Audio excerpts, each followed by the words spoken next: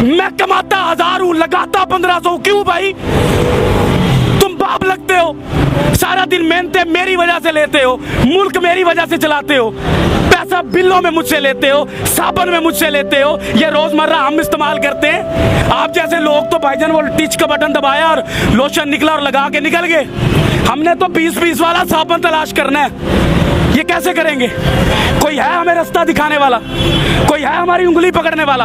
हम खुद को खुद कामयाब कर सकते हैं, हम खुद को खुद नाकाम कर सकते हैं। यहाँ पर तो सिर्फ जागीरदार ही खुश है इस मुल्क के अंदर। जो गरीब आदमी, एक मिडिल क्लास का लफ्ज आप सुनते थे, आपको पता है कि ये इतनी आवाजें क्यों निकल रही हैं? आगे एक तबका मरता होता था, गरीब तबका होता था, जिसकी गिनती नहीं होती, जिसकी हम तस्वीरें लगाकर बाहर की दुनिया से पैसे ले लेते हैं, जिनके पास पहनने को शलवार नहीं होती, ऊपर शर्ट नहीं होती, उनकी तस्वीरें हम अखबारों में लगवाते हैं, फ्लैक्सों पर लगवाते हैं, हमारे मुल्क के सियासतदान और बाहर से पैसा लेते हैं। लेकिन मुल्क के ऊपर क्या लगता है, उस गरीब के ऊपर क्या लगता है, आज तक ना किसी ने पूछा और ना किसी ने बताया। क्योंकि ना इतनी हमें किसी ने औकात बताई इस मुल्क में रहने के लिए कि भाई टैक्स दोगे आप, रिश्वतें दोगे आप, लोगों के पेट पालोगे आप, जागीरदार को आप पालोगे। लेकिन आपका गरीब जो होगा, उसका जो बाप है, मुझे यहाँ पर मिला है खुदा की कसम, एक साइकिल वाला सीधा मेरी तरफ आया, उसने कहा कि मैंने अपने बच्चे के लिए जूता लेना है, मुझे आप जूता ले देंगे? अब मुझे बताएं, एक बाप से जब औलाद कोई चीज मांगे, औलाद कोई चीज मांगे, तो वो कांपता नहीं होगा? क्या आपको अपने बच्चे अजीज हैं? जब आपके बच्चे एसी से निकलते हैं, एसी में सोते हैं, एसी में जाते हैं, तो एक गरीब मेहनत का आदमी जो साइकिल पर जा रहा है, उसको बाप बनने का कोई इख्तियार नहीं है, उसके कोई जज्बात नहीं है, उसका कोई दिल नहीं है। ये लोग कांपते नहीं है, ये लोग मरना भूल गए हैं। इनको नहीं पता कि ये सारी कौम जो यहाँ घूमती है, ये अल्लाह नबी का कलमा पढ़ने वाली कौम है, ये उम्मती है उस नबी की, उसी की हया कर लो। लेकिन हया शर्म कुछ नहीं है यहाँ पर। यहाँ पर जानने लेने का मामला शुरू है, और वो शुरू रहेगा। पाकिस्तानी और एक गरीब आदमी कहाँ कहाँ मर रहा है, आपको अंदाजा भी नहीं है। सर, लोगों को अपनी फिक्र नहीं है, लोग राजी हैं। सर, लोग अपनी फिक्र करेंगे कैसे? कैसे करें फिक्र? क्यों ना? अपना बच्चा रात को पाल नहीं सकते, बच्चे को पानी का गर्म करके वो देगची के अंदर माँ कह रही है कि मैं तुम्हें रोटी दे रही हूँ, उससे बच्चा पल नहीं रहा। मुल्क के लिए क्या लड़ेगा वो? मुल्क के इदारों के लिए क्या लड़ेगा? आइन के लिए क्या लड़ेगा? कानून कहाँ से लाएगा? आपके मुल्क के अंदर गरीब के लिए कानून है? अगर एक बंदे के ऊपर गलत किस्म की FIR या दरखास्त चले जाए गरीब आदमी पर, वो 10 साल 15 साल अपनी हलाल रोजी जो है उसी पर लगाता है, लेकिन इंसाफ फिर नहीं मिलता इस मुल्क में। वो यहाँ पर आकर क्या चूड़ियां मांजेगा? क्या करेगा? किससे लड़ेगा? वो अपने हालात से नहीं लड़ सकता जिधर आकर आपने उसको खड़ा कर दिया। आप लोग वो बातें ही नहीं कर सकते। आप हकाइक तो देखे बाहर जाकर। आप एक सफेद दाढ़ी वाले को देखे जिसका मेरा नबी एहतराम करता था, जिसका नबी मेरे लिए सफेद दाढ़ी देखकर खड़ा हो जाता था, आज जलील हो रहा है वो। ये दीन है हमारा, ये कुरान कहता था हमें, ये हम लोगों की कदर कर रहे हैं। खादमे आला कभी कुछ कहते हैं, कभी कुछ कहते हैं, झूठ बोलते हैं सियासतदान हमसे, कुछ भी नहीं देंगे हमें। ये हमें खुद लड़ना पड़ेगा भाई, हमें खुद कमाना पड़ता है, हमें खुद मजदूरियों पर जाना पड़ता है। गालियां सुनते हैं हम बाप बनने के लिए, गालियां सुनाते हैं लोग, आपको बुरा भला कहते हैं, भगार देते हैं, धुतकार देते हैं। आपको इस्लामी जमहूरिया पाकिस्तान का कानून है इस मुल्क में, गैर मुस्लिम का बच्चा अगर बीमार होता है तो उसको हुकूमत देती है, लेकिन मुसलमान का बच्चा, नबी का उम्मती जब बीमार होता है उसको धक्के देती है ये कौम। हम अपने जैसे से लड़ते हैं, लेकिन अपने से ऊंचे से नहीं लड़ते।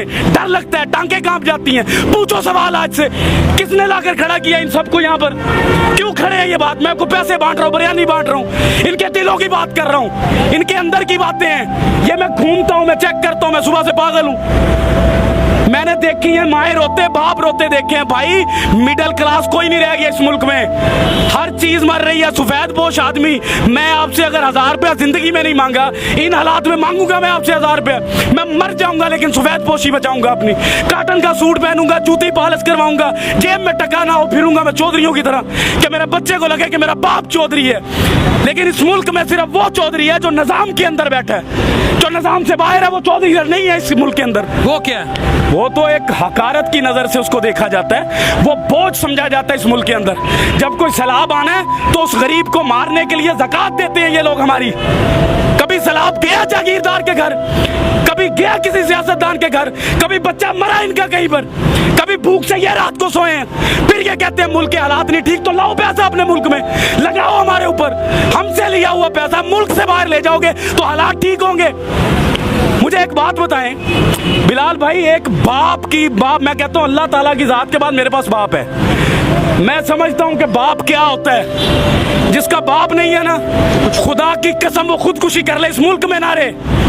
मैं आपको कसम उठाकर कह रहा हूं, जिसका बाप नहीं है, अल्लाह ताला के पास दूसरी बड़ी ताकत जो है ना वो बाप है। और जिसके पास इस दौर में बाप नहीं है वो कैसे जी रहा है?